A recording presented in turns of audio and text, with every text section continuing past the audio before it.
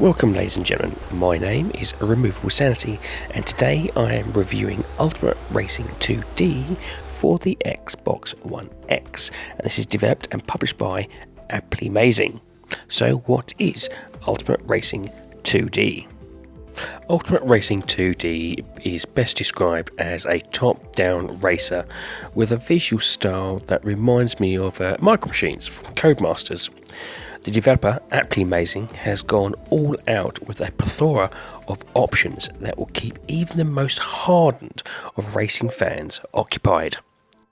Now, whilst the game does give you a variety of choices, it pushes you to become the ultimate racer by going through 35 different racing classes with more than 40 tracks and over 300 plus vehicles.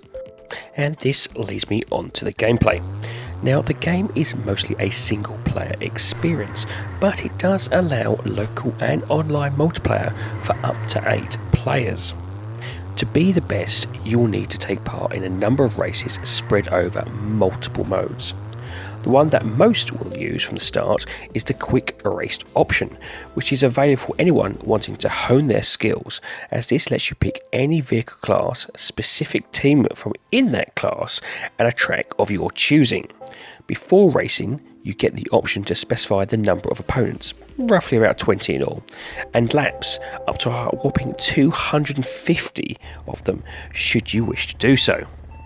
There is also a spectator mode in place for those wanting to just set some racing aside on for the kids to watch.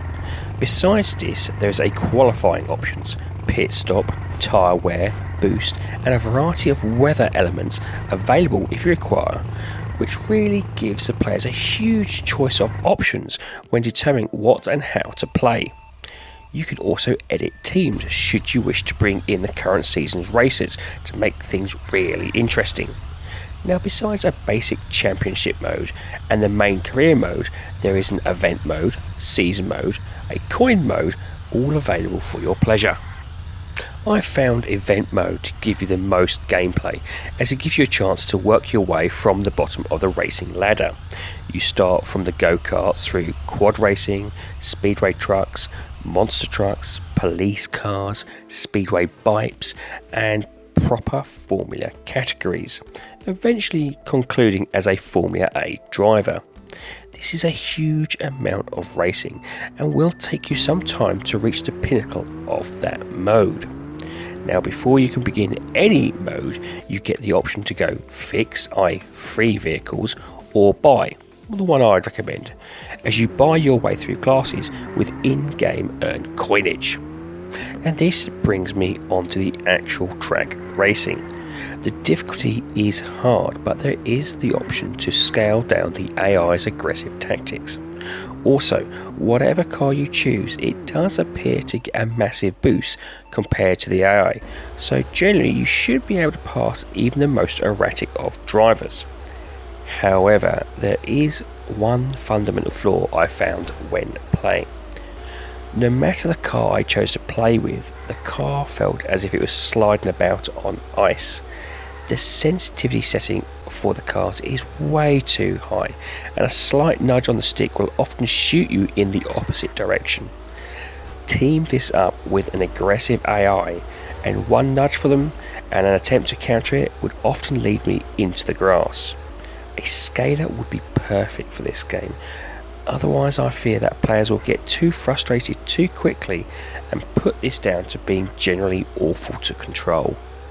Another item that doesn't help the player is the penalty for skimming the grass or wall, which is extremely severe.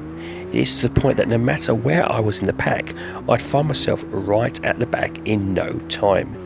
This is especially problematic when going near tight corners, as the IA will have no trouble knocking you off course with the smallest of nudges. I would recommend using them to guide you around the bends until you can counteract the sensitivity issue. So what about the graphics? This simple but lovely 2D art style works well, and at no point did I see any crashes or frame rate issues. Tracks have had lots of attention to detail into making these simplified tracks still be instantly known, and you will be delighted to easily recognise them from a top-down viewpoint. My favourite by far though is the historic icons which have been included, which bring back a twinge of nostalgia and perfect in recreating some great historical racing. Vehicles are easily recognisable with their vibrant colours.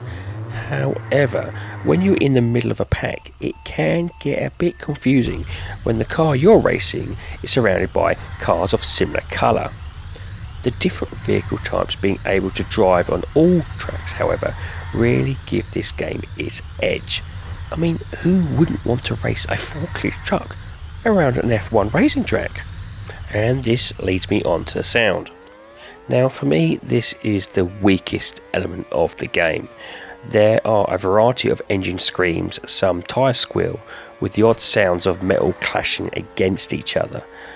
But overall, the sounds is very limited and everything sounds recycled after a good couple of races.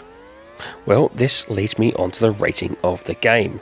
Now, I rate games in order of avoid, on sale, great purchase and must own. My rating for Ultimate Racing 2D is on sale. This is a really weird one for me.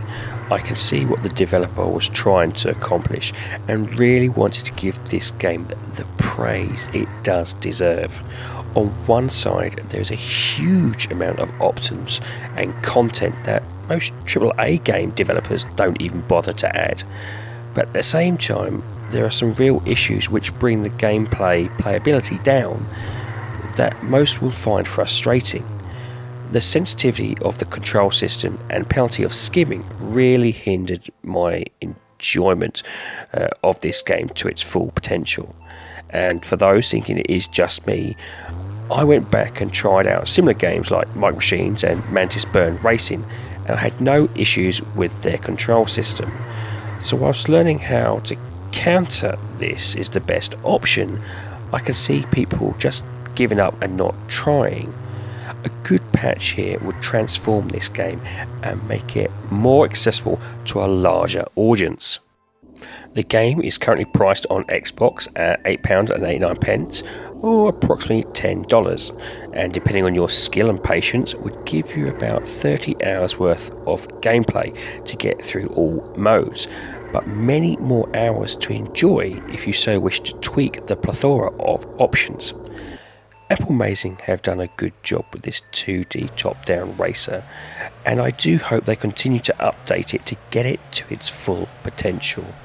There is an audience that will love this retro style of gaming, and with a bit of tweaking, this can be at the top of most people's most wanted list. Well, ladies and gentlemen, that's it. I do hope you like this review, and if you do, please like, share and subscribe if you so wish. And if you would like to put some notes or even just a comment in the comment section, I do like reading them. Anyway, have a great time gaming, and I'll see you all again soon.